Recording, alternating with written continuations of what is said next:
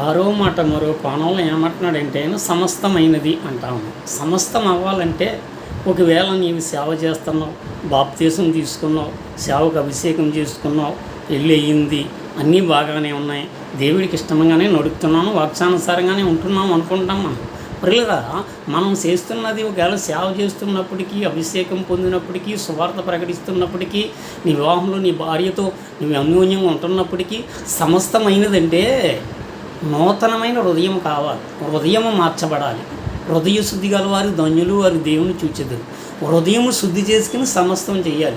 హృదయం శుద్ధి చేసుకోకుండా సేవ చేసేవారు ఉన్నారు. హృదయం శుద్ధి లేకుండా బాప్తీసం తీసుకున్నవారు ఉన్నారు. హృదయం శుద్ధి లేకుండా పరిపూర్ణతగా భార్యను ప్రేమించకుండా పెళ్లి చేసుకునేవారు ఉన్నారు. ఆ తీర్మానం తీసుకున్నది పూర్తి అవ్వకుండా పూర్తి చేసినట్టుగా హృదయం శుద్ధి లేకుండా ఉండేవారు ఉన్నారు. హృదయ శుద్ధి చేసుకుని అప్పుడు నువ్వు చేసిన తీర్మానం సమస్తమైనది అని చెప్పాలి.